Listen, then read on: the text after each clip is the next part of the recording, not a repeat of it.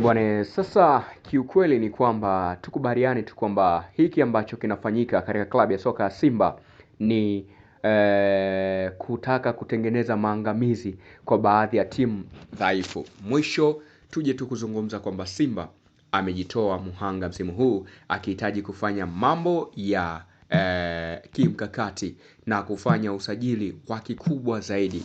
Kumbuka kwamba klabu ya soka ya Simba imejiandaa vizuri ikitaka kufanya kazi na utekelezaji wa mipango yake kwa namna moja ama nyingine. Hapa nimekuja na listi ya idadi ya wachezaji ambao kwa sasa wamesajiliwa katika klabu ya soka ya Simba, lakini pia kuna orodha ya wachezaji ambao wamepewa thank you katika klabu ya soka ya Simba. Lakini always we know that Simba Sports Club inapambania misingi, harakati na mapambano yake zaidi na zaidi kutaka kuonyesha kwamba wao ni klabu ya mabingwa, klabu ya machampion, klabu yenye mifumo imara ya kimkakati. Ndio maana tunasema kwamba msimu huu Simba hachekeshi. Naposema Simba hachekeshi, you better to understand, you better to look, na unatakiwa ufahamu kwamba wapo katika misingi imara ya kiusajili. Huku Steve Barker amesema kwa sababu Young Africans wamefanya usajili wa kocha yule, anamjua vizuri sana bwana Mangoba Ngliti. Ni kocha ambaye wamechuana vikali, yeye Steve Barker akiwa Stellenbosch, lakini Mangoba Ngliti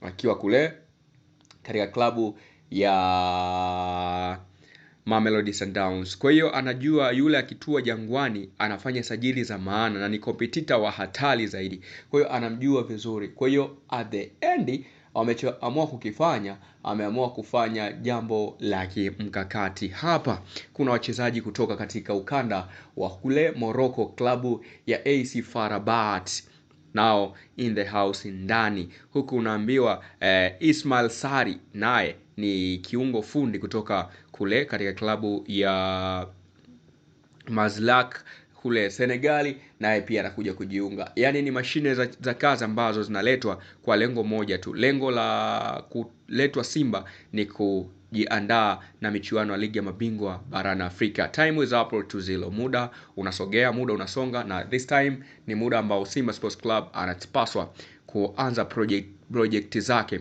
na pre-season rasmi kuingia moja kwa moja kwenye kikosi. No matter what, ladies and gentlemen, nipende tu kuambia kwamba wanachokifanya Simba msimu huu hawataki lawama. Wanataka kuhakikisha kwamba kila mmoja kuna ile kauli inasema kila mmoja ashinde mechi zake. Basi ndio hiyo wanataka kuendelea nayo msimu unaokuja. Yaani hakuna unyonge.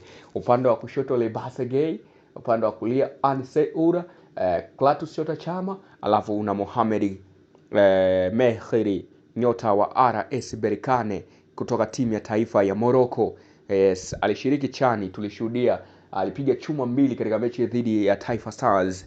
Leo anatua tena katika ardhi ya Tanzania na kikosi chake bora kabisa ya Simba Sports Club. Kwa hiyo ni wakati wa kusema kwamba you have to watch or to select the side mapema kabisa. Chagua upande mapema, kusuka au kunyoa.